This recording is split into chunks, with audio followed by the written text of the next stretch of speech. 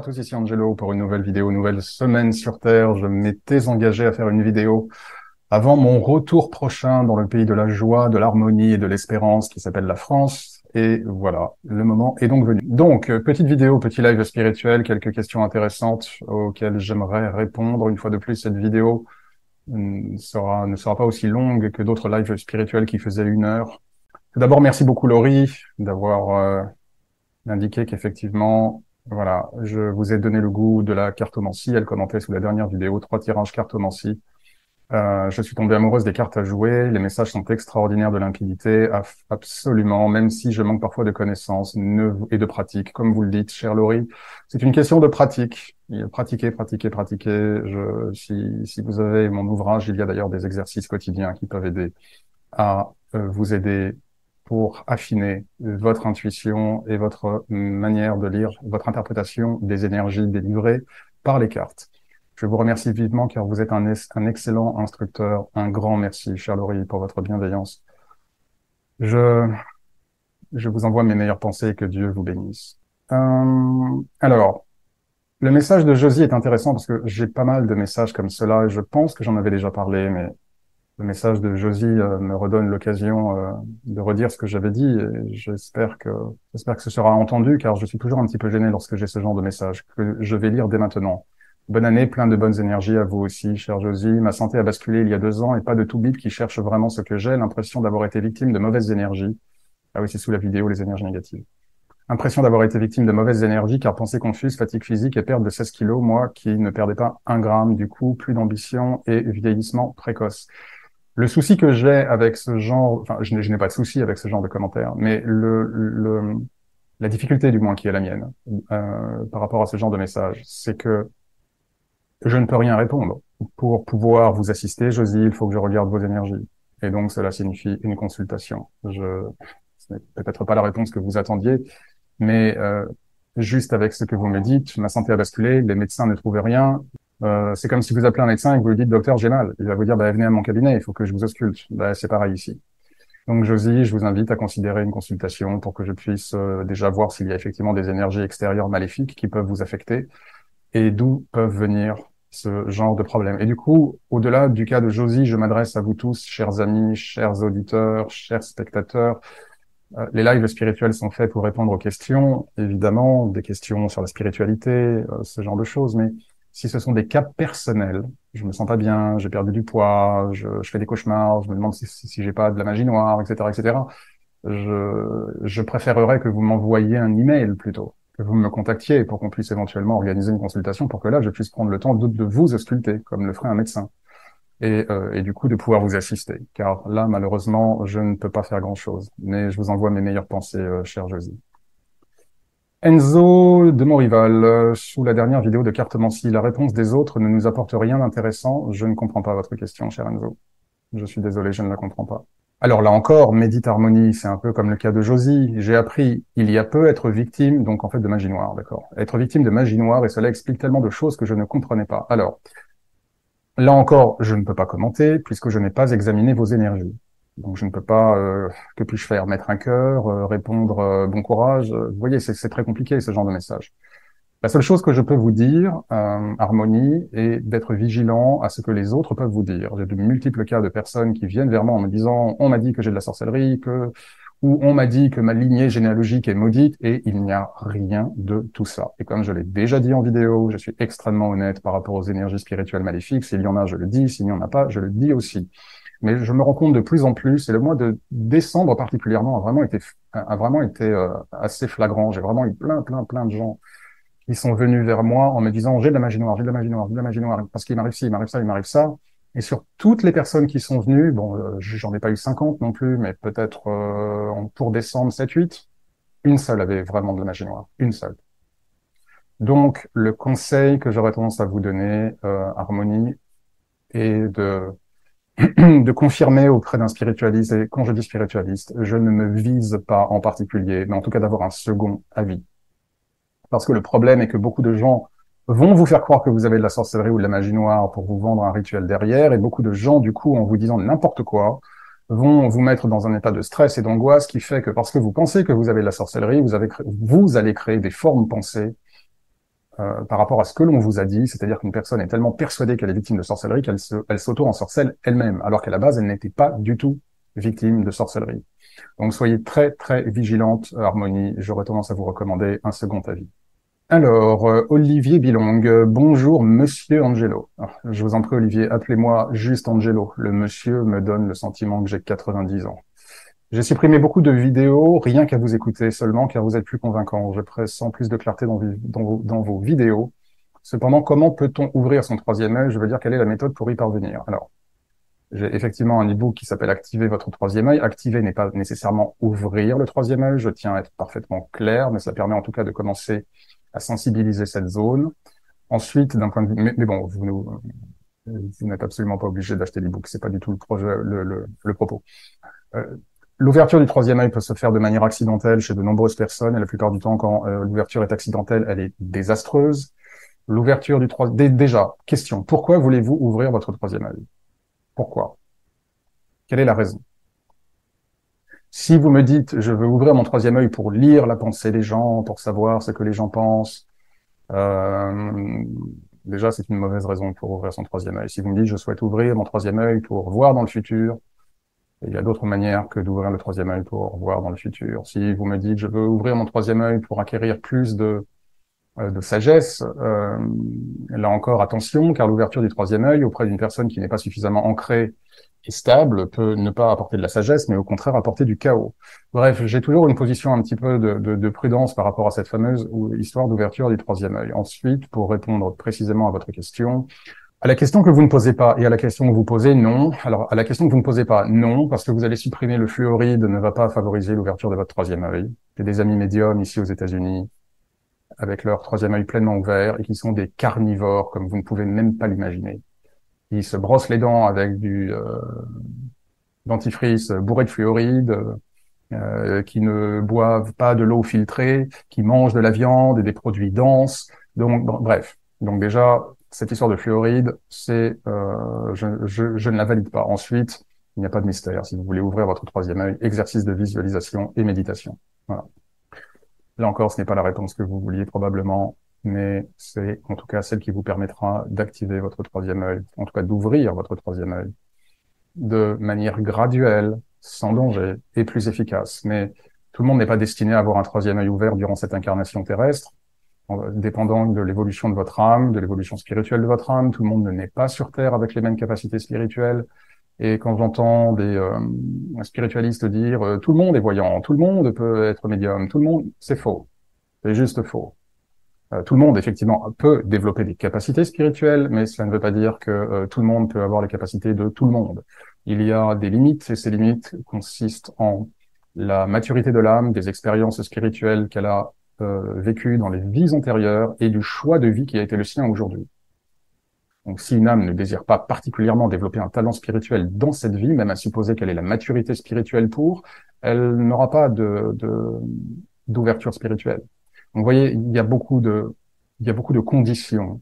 Et malheureusement, les gens n'en parlent pas. On veut vous faire croire que vous pouvez ouvrir votre troisième œil, marcher sur les eaux comme le Christ, être voyant ou médium comme cela en claquant des doigts, ou que tout le monde peut l'être. C'est faux. Il y a beaucoup de limitations. Maintenant que chacun puisse développer son intuition, absolument, absolument. En tout cas, merci pour votre message, cher Olivier. Que Dieu vous bénisse. Question de Catherine Barbe sur les points de sortie. Si nous avons plusieurs points de sortie, est-ce que nous pouvons décider consciemment d'en utiliser pour rentrer plus tôt? Oui, absolument. Alors, ce n'est pas nécessairement vous, en tant que Catherine, qui allez dire « Ok, je veux prendre le prochain point de sortie ». Ça vient de l'âme, mais généralement, effectivement, si une personne, par exemple, est vraiment éprouvée par la vie et qu'elle est vraiment complètement fatiguée et qu'elle perd l'envie de vivre, ou peu importe le cas, je ne prends que cet exemple, effectivement, elle communique à son âme le fait qu'elle souhaite utiliser le prochain point de sortie et peut-être pas celui d'après. Donc oui, nous pouvons... Alors, ah oui, votre question c'était est-ce que nous pouvons décider consciemment? C'est délicat. Consciemment, il ne s'agit pas de dire bon âme, ok. Alors déjà, cela sous-entend que vous connaissiez vos différents points de sortie, les 5. Ensuite, cela sous-entend que donc parce que vous avez les dates, vous vous disiez ok, aujourd'hui nous sommes le 20 janvier, j'ai un point de sortie possible le 12 mars, je veux utiliser ce point de sortie. J'aurais tendance à vous dire si vous avez cette information, ou même à supposer que vous ne l'ayez pas. et que vous disiez, OK, je n'ai pas l'information sur les points de sortie, sur le prochain point de sortie, mais je souhaite faire une pétition pour utiliser le prochain point de sortie. Il n'est pas certain que cela marche comme ça. L'utilisation des points de sortie vient vraiment de l'âme. Je n'ai pas d'exemple à ce jour qui puisse valider cette thèse, que consciemment on se dise, OK, je veux utiliser le prochain point de sortie, s'il te plaît Dieu, s'il te plaît Jésus, s'il te plaît mon âme, fais-moi sortir au prochain point de sortie.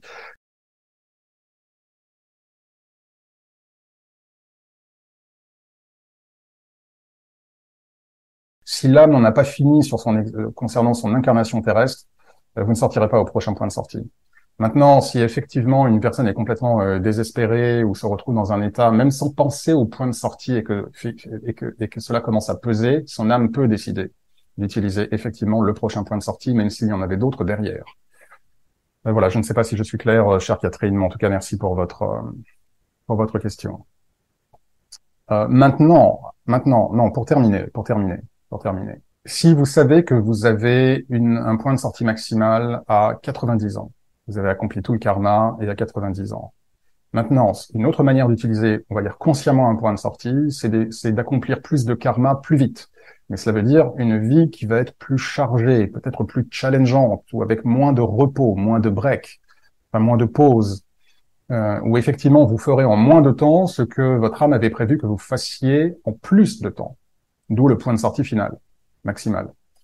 Mais si effectivement vous avez accompli suffisamment de karma dans un temps plus réduit, alors oui, là vous pouvez effectivement utiliser un point de sortie plus tôt, plus précoce. J'oubliais cette nuance, cette précision.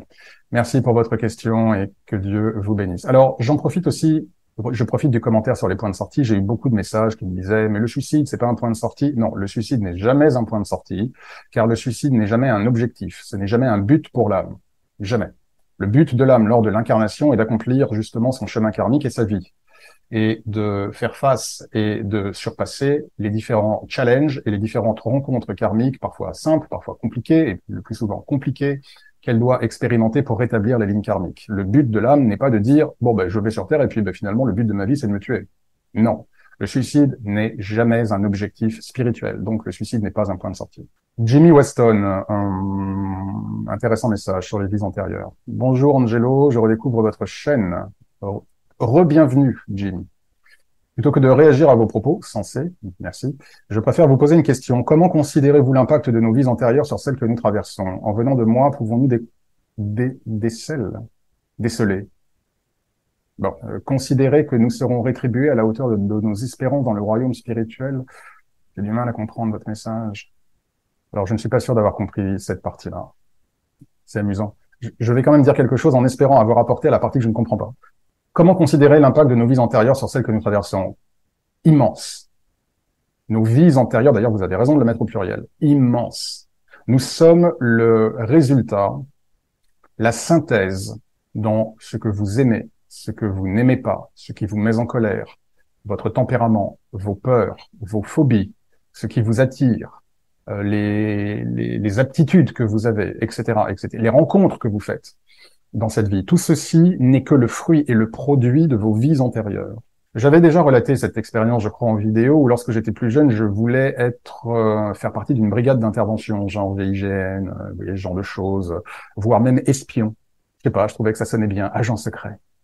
Bref, je voulais vraiment me lancer là-dedans, et en plus, j'aurais pu avoir des connexions grâce à mon père. Mais plus le temps passait, moins j'avais envie de le faire. Et plus le temps passait, moins j'avais envie de le faire en me disant, mais je ne pourrais jamais supporter, même si, entre guillemets, j'ai le bon uniforme, j'ai l'uniforme du gentil, je ne pourrais jamais supporter de tuer qui que ce soit. Et lorsque j'ai pu avoir accès à certaines de mes vies antérieures, je me suis rendu compte que, à l'occasion d'une de ces vies antérieures, j'avais été un soldat envoyé au front, je passe les détails sur l'histoire, les pays en conflit, etc. Je vais juste à l'essentiel. J'avais été un soldat qui ne voulait pas partir à la guerre, qui avait été contraint de partir à la guerre, donc je n'étais pas un déserteur, j'étais bien parti à la guerre, mais que lorsque je me suis retrouvé en tête-à-tête, si je puis dire, face à un ennemi, j'ai refusé de tuer. En gros, c'était lui ou moi, et j'étais tellement contre tuer une vie que je suis mort au combat et que c'est l'adversaire qui m'a tué. Et donc, vous voyez dans cette précédente incarnation, du coup, le lien avec cette incarnation-ci, dans cette vie présente, qui est la mienne, où je ne pouvais pas choisir une profession qui me pousserait à tuer qui que ce soit, à ôter la vie à qui que ce soit. Les vies antérieures sont tout.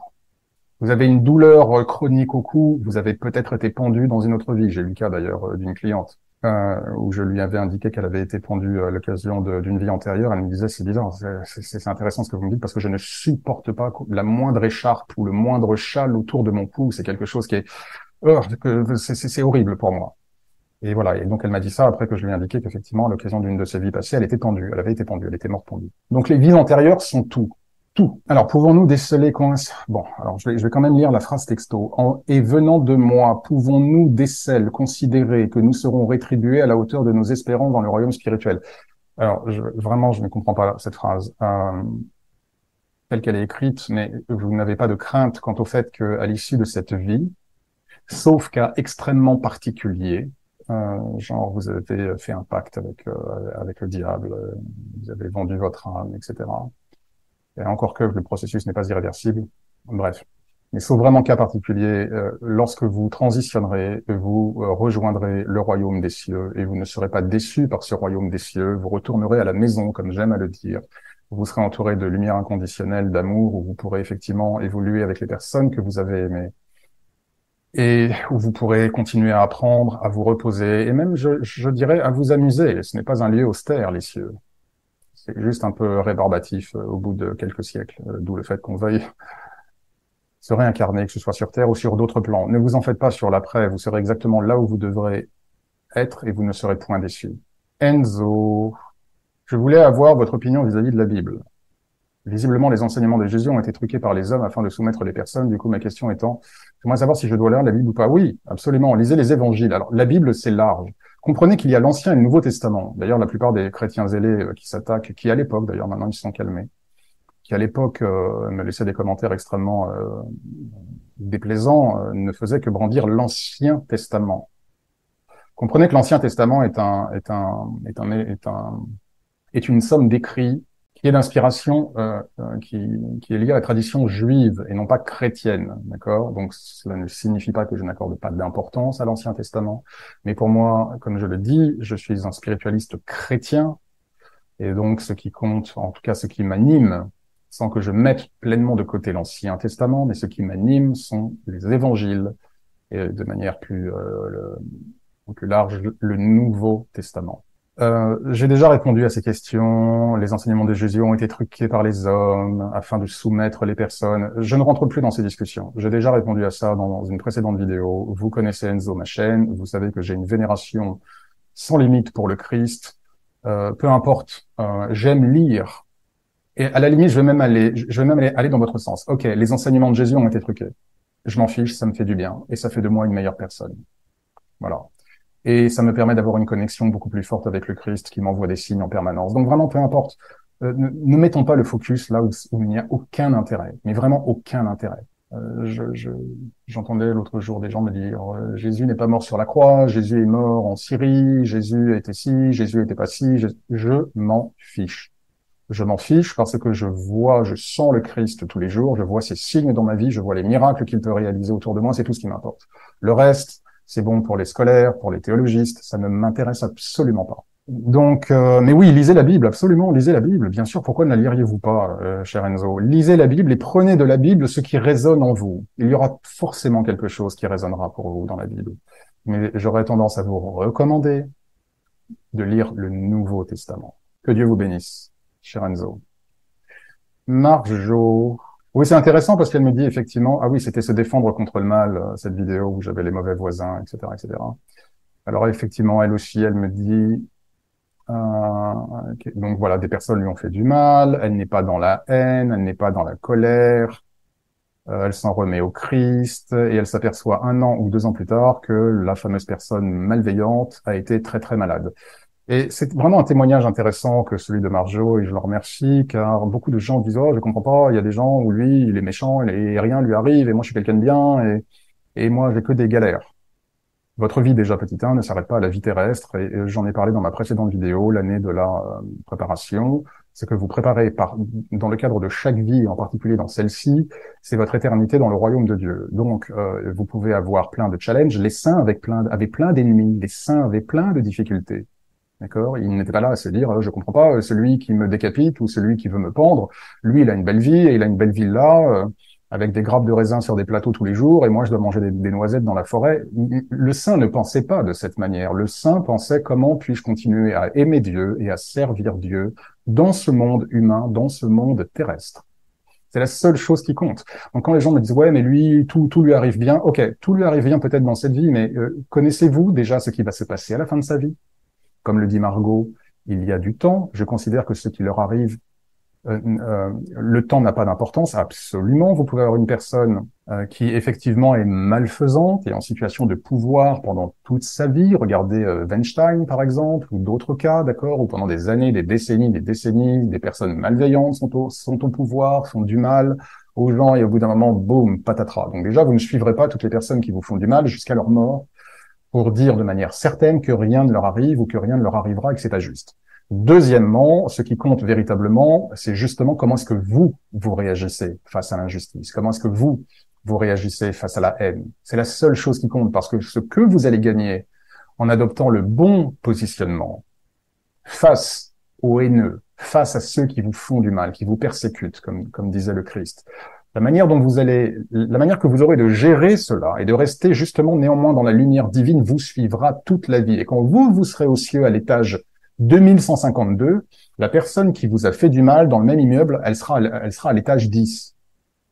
Donc n'ayez pas une vision à court terme comme cela, les gens. Vraiment comprenez que lorsque vous avez affaire à des gens extrêmement malveillants, c'est une excellente opportunité pour vous de suivre le chemin du Christ, de suivre le chemin des saints, ce qui ne veut pas dire être passif ou se laisser faire, mais ne soyez pas dans l'aigreur ou dans le faux sentiment d'injustice. Voyez plus large.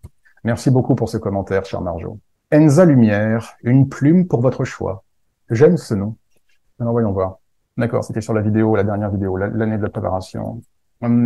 Merci pour cette vidéo, exacte et lucide.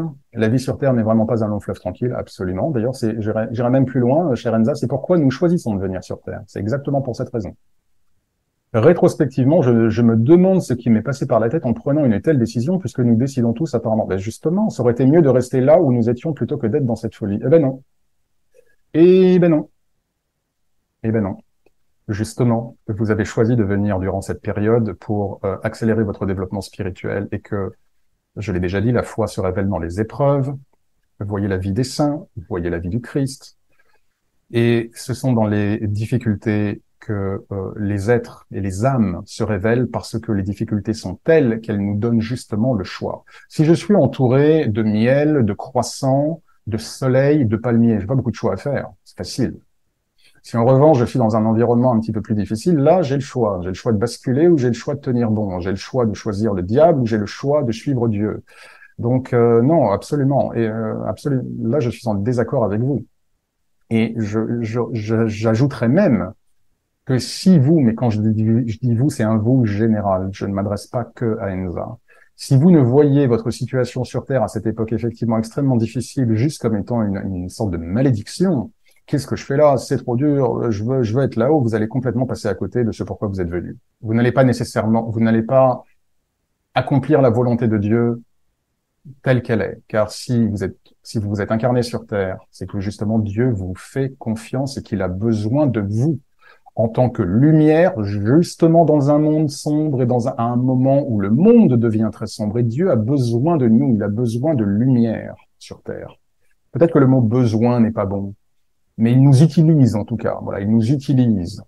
Euh, il nécessite des relais de lumière.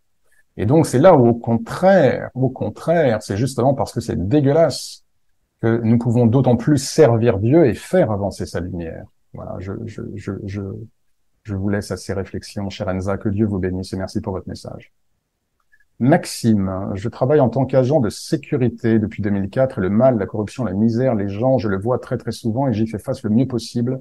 Ce qui n'est pas toujours facile. Malgré ça, il y a des jours où je fais de formidables rencontres, où j'ai des discussions agréables, où je porte du mieux que je peux l'assistance à une personne en détresse, voire en danger.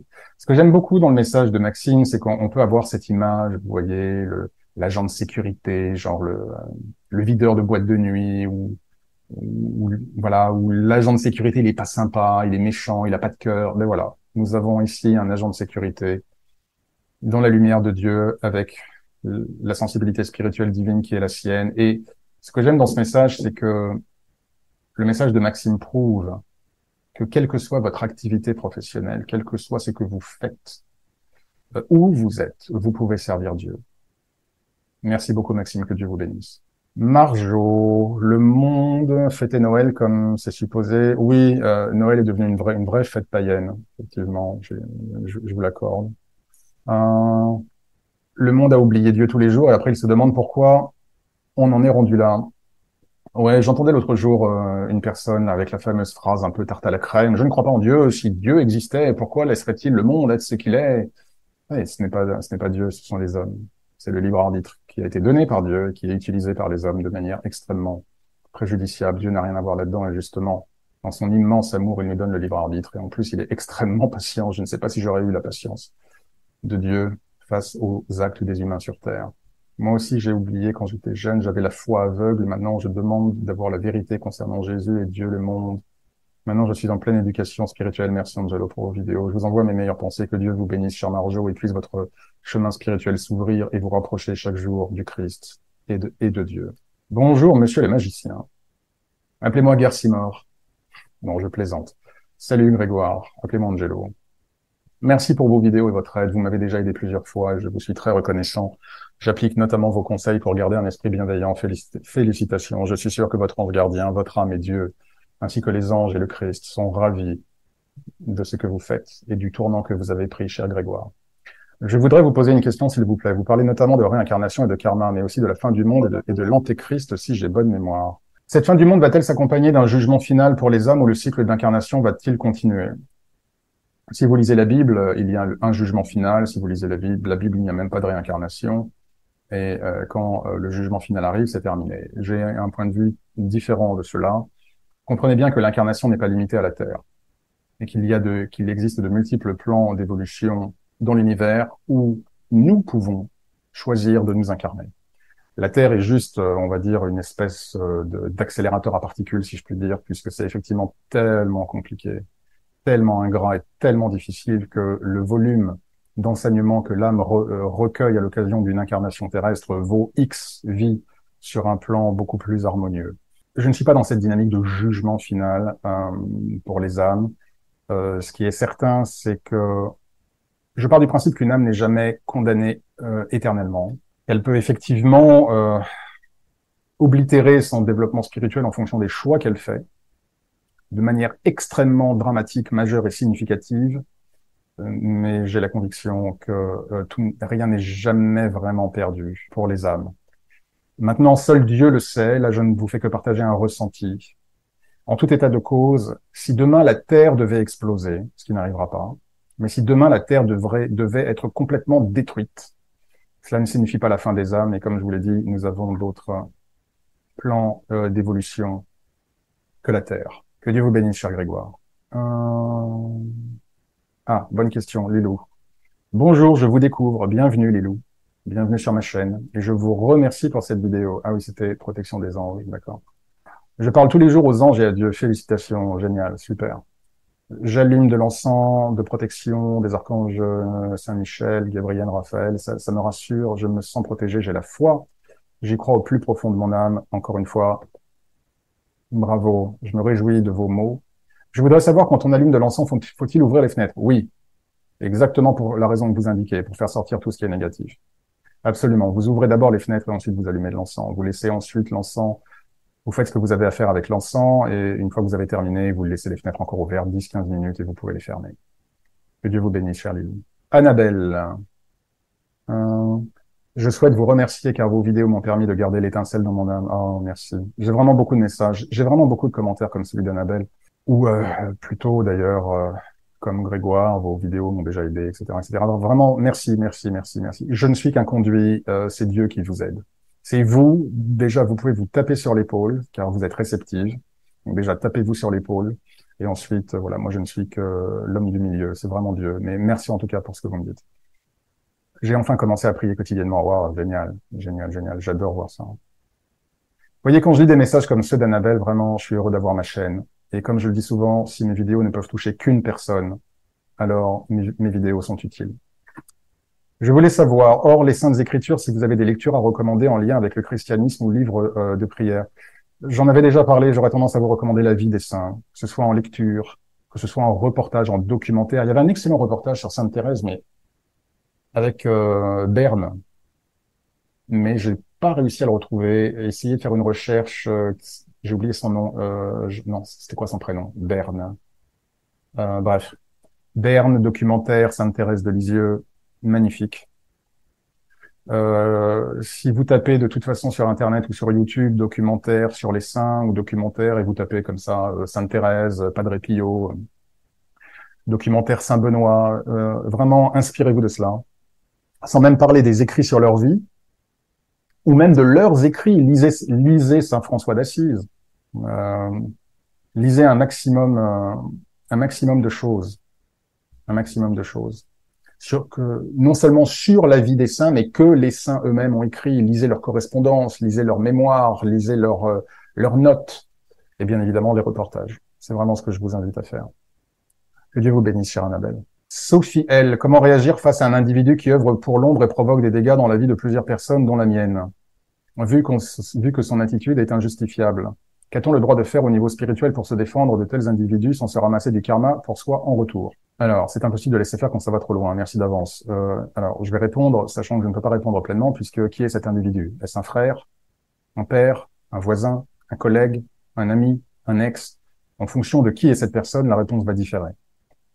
Si vous pouvez couper les liens avec cette personne, le mieux est de couper définitivement les liens. Maintenant, si vous ne pouvez pas couper les liens, je vais essayer d'être exhaustif parce que je n'ai pas la réponse à cette question.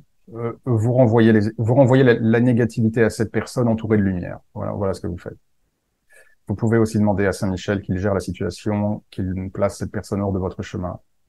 Vous pouvez demander aux anges d'appliquer la justice divine. Voilà. Donc il y a pas mal de choses à faire. Vous pouvez demander au Christ d'ouvrir le cœur de la personne et de clarifier son esprit pour qu'elle se rende compte de ce qu'elle fait. Bref, il y a vraiment plein de choses. Mais surtout, jamais, jamais, jamais de pensée négative, jamais de haine. Jamais, jamais. La justice divine, d'ailleurs, ce n'est pas la revanche, ce n'est pas la vengeance. Précision. Jean-Luc Berthomeu, on ne n'est pas homosexuel.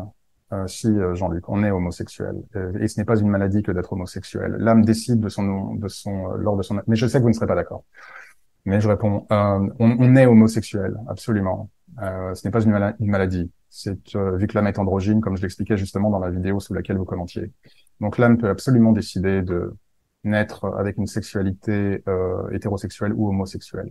Alors, ce terme inexact cache une partie de la population qui est brisée par un mode de vie mensonger toujours plus exigeant. Alors, je ne sais pas à quoi vous faites référence. Mode de vie mensonger toujours plus exigeant. L'homme est un loup pour l'homme. Là-dessus, je suis d'accord avec vous. Ce à quoi on peut rajouter une couche archontique et d'Elohim qui ont une haine profonde pour le genre humain. C'est d'ailleurs cette haine profonde inspirée par l'emprise d'une entité extérieure à soi, même si elle est dans son cœur, même si elle essaye de se faire passer pour le Christ. Bon, j'ai pas grand-chose à répondre à ça. J'ai déjà répondu un peu plus haut, de toute façon. Et puis ma chaîne atteste de toute façon de mes convictions spirituelles. Donc vous êtes libre évidemment d'avoir les autres, cher Jean-Luc. Il y a absolument aucun problème. Et je vous remercie d'avoir partagé, de partager d'ailleurs vos opinions. Mais évidemment, je ne raisonne absolument pas avec ces arguments-là, qui n'a un seul but, celui de se sentir humilié et d'aimer cela, etc., etc. Bon, mais en tout cas, merci, cher Jean-Luc, pour votre message, même si nous sommes effectivement en désaccord là-dessus. Alors, l'autre message, il est très long, l'autre message de Jean-Luc. Le livre Sodoma indique bien qu'un pourcentage très important de prêtres du Vatican sont homosexuels, ce qui sous-tendrait que la pratique de la prière amènerait à cet état d'être. Alors, je prie tous les jours, je dois être très homosexuel. Très, très, très homosexuel, mais peut-être que je le sais pas. Non, bon, évidemment, bon. Ai-je besoin de commenter ai-je besoin de commenter cette phrase? C'est vraiment un sophisme. Donc, les prêtres sont homosexuels, les prêtres prient, donc, si je prie, je suis homosexuel. C'est vraiment le sophisme de Socrate, là. Hein. Le chat meurt, je suis un chat. On est exactement là-dedans. Je précise que je ne me moque absolument pas de Jean-Luc, d'accord? Je tiens vraiment à être clair. Si je prends le temps de lire son commentaire, c'est évidemment par respect, c'est que j'accorde de l'importance à ce que Jean-Luc peut indiquer. Je tiens vraiment à le préciser. Et pour Jean-Luc ou pour les autres, il n'y a aucune ironie personnelle vis-à-vis de Jean-Luc. Je tiens à le préciser. D'ailleurs, qui plus est, je viens de commenter sur le livre Sodoma. Donc, il n'y a rien de personnel contre Jean-Luc, je le précise. Alors ensuite, bon, après, ça part un peu dans tous les sens. Ça part de la déesse Kali. Bon, je passe cette partie. En essayant d'approfondir la transe, je me suis allongé, j'ai pris conscience de la peur du tonnerre. Un phénomène similaire s'est produit un jour en moi après une longue période de repos. Ma paix intérieure a été dérangée par une tentation homosexuelle. Mais au lieu de lutter contre... Alors, il faut faire attention, parce que là, c'est intéressant. Il peut y avoir des entités qui peuvent pousser certaines personnes à avoir des expériences sexuelles qui ne sont pas conformes à leur orientation sexuelle. Cela est possible. Et à partir de ce moment-là, effectivement, c'est quelque chose à lutter, vis-à-vis duquel il faut lutter. Il y a aucun problème. Il y a des esprits qui peuvent pervertir la sexualité des humains. C'est peut-être ce que cette entité, si j'ai bien compris, cherchait à faire avec Jean-Luc. Mais le fait d'être homosexuel n'est ni une maladie, ni une malédiction, ni quelque chose de démoniaque. Voilà. Pour faire la nuance. Correspond à un besoin de sécurité. Pas grand-chose à dire. Je remercie Jean-Luc d'avoir partagé son témoignage, d'avoir effectivement partagé. Coucou Angelo, pourrais-tu faire une vidéo avec vision spirituelle de la paralysie du sommeil? J'ai vu une vidéo sur le sujet et on en a déjà fait plus jeune. J'ai pas grand-chose à dire sur la paralysie du sommeil. Que souhaitez-vous que je dise? La paralysie du sommeil est quelque chose qui peut arriver effectivement pré-projection astrale ou lorsque l'on est dans un état de conscience modifié entre le réveil et le sommeil et quand nos ondes cérébrales vibrent à une certaine fréquence. On peut effectivement ressentir la paralysie du sommeil. Le problème que j'ai avec beaucoup d'articles, de vidéos que je lis sur la paralysie du sommeil, même si je n'ai pas vu la vidéo dont vous me parlez, c'est que beaucoup de positionnements sur la paralysie du sommeil tendent à indiquer que c'est démoniaque ou que parce qu'effectivement dans cet état de conscience modifié, certaines personnes voient des choses pas très sympathiques, du coup assimilent la paralysie du sommeil à une action spirituelle maléfique. Non, c'est plus subtil que cela. Il y a des personnes qui auront des paralysies du sommeil et n'auront aucune incidence négative en termes de vision, de son, de toucher. D'autres personnes avec des énergies beaucoup plus basses, donc en fait on en revient, quelle est la fréquence de la personne? Quelle est la fréquence énergétique de la personne qui a ces paralysies du sommeil? Quelles sont les peurs enfouies, les peurs refoulées ou les peurs actuelles? Est-ce que cette personne prend des médicaments? Est-ce que cette personne est une addict aux drogues ou à l'alcool? Bref, quel est son état énergétique? Et effectivement, en fonction de l'état énergétique d'une personne, l'expérience de paralysie du sommeil, qui du coup va l'ouvrir à certaines énergies en dehors d'elle, peut effectivement du coup refléter ses propres démons ou ses propres mauvaises fréquences. Pour ma part, je n'ai jamais vraiment eu de souci avec la paralysie du sommeil. N'hésitez pas à me laisser un autre commentaire, Gabi, et à me dire plus précisément ce sur quoi vous souhaiteriez que je commente par rapport à la paralysie du sommeil. Que Dieu vous bénisse. Enzo. J'aime bien ce message d'Enzo que j'avais lu, effectivement. Vous vous souvenez peut-être d'Enzo, il était déprimé, il se sentait pas très bien, et il s'est remis à prier, et voilà, un miracle est arrivé. C'était donc il y a 3 semaines, au moment de Noël. Je ne sais pas si vous vous souvenez de moi, bien sûr, je me souviens de vous. Depuis que j'ai reçu votre message, oui, j'avais laissé un message en privé à Enzo. Sur WhatsApp de mémoire. Depuis que j'ai reçu votre message, vis-à-vis de mes difficultés, ma vie va mieux. Je commence à renforcer cette conviction envers le Seigneur. Hier, durant le réveillon, une dame que j'ai rencontrée à l'église m'a invité à passer Noël avec ses enfants. Voilà. Vous avez eu un signe de Dieu pour vous indiquer que puisque vous vous ouvriez à lui, il vous faisait d'autant plus bénéficier de son amour et de ses énergies. Pour ne pas que je sois seul, c'est pour moi quelque chose de fort et d'improbable. Je suis sûr que c'est un signe de Dieu, absolument. Encore merci Angelo pour toutes les sagesses que vous nous apportez, ainsi que les bonnes énergies. Magnifique témoignage, Enzo. Prenez ça comme un signe pour vous faire grandir encore plus sur le chemin du Christ. Et donc oubliez ces choses-là. J'ai lu que Jésus a été trafiqué. Vraiment, vraiment, ne retombez pas là-dedans. Dieu vous envoie, vous vous êtes tourné vers Dieu, vous êtes tourné vers le Christ et vous avez eu un signe. Que voulez-vous de plus comme preuve? C'est la seule chose qui doit compter. Ce que les autres ensuite disent sur Dieu, sur Jésus, mais quelle importance quand vous avez reçu un signe direct du divin, cher Enzo. Félicitations. Et si Dieu vous envoyait ce message, ce signe en vous permettant de ne pas être seul pour Noël, c'est qu'il vous aime et qu'il souhaite vous manifester, qu'il est près de vous et que vous n'êtes pas seul. Que Dieu vous bénisse. Je vais bientôt terminer. J'ai dit que cette vidéo ne serait pas longue, mais je me rends compte qu'elle va être aussi longue que les autres. Ventus Art. Ah oui, c'était sur Noël. La figure du pape est dans les correspondances de la Golden Dawn associée au zodiaque Taureau, donc à la planète Vénus. Si j'ai pu me permettre à nouveau, Angelo, cette projection vénusienne était certainement un appel à plus de légèreté. Ah oui, oui, oui, je me souviens.